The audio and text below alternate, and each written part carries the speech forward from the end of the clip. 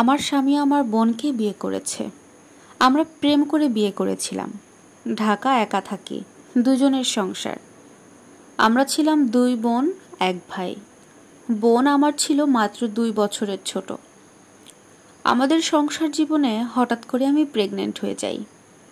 Pregnant অবস্থায় বাসায় একা থাকার কারণে সংসারের কাজকর্ম কোনো কিছুই আমি করতে পারছিলাম না। আমার যখন 7 মাস চলছে, তখন আমার দেখাশোনা করার জন্য আমার ছোট বোনকে নিজের বাসায় এনে রেখেছিলাম। বোন আসার 2 মাস পর থেকে লক্ষ্য করছি আমার স্বামী আমার প্রতি অবহেলা করা শুরু করেছে, আর আমার বোনের সাথে গা ঘেঁষাঘেঁষি করছে।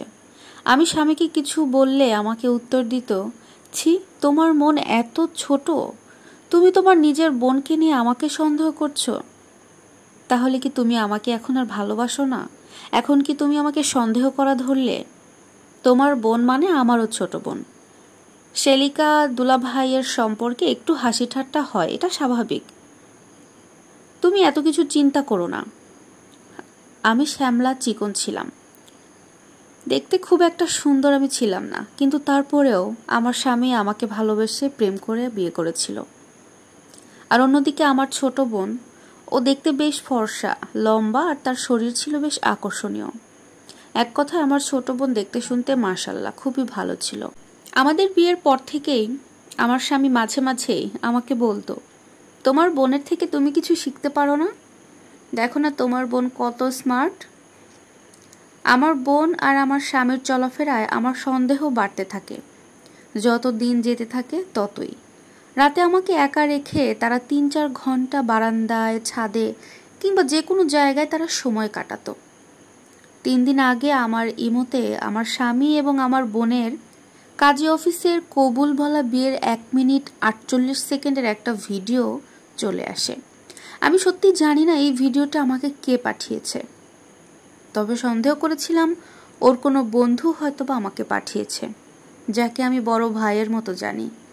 আমি পুরো 1 দিন কারো সাথে কোনো কথা বলিনি, শুধু কেঁদে গেছি। ঠিক 1 দিন পরেই এই ভিডিওটা আমি আমার স্বামী আর ছোট বোনকে দেখালাম, কিন্তু তখনই তাদের চেহারার পরিবর্তন হয়ে গেল।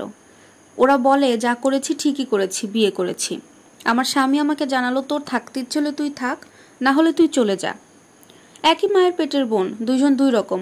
তোর ছোট বোন কত স্মার্ট দেখেছিস?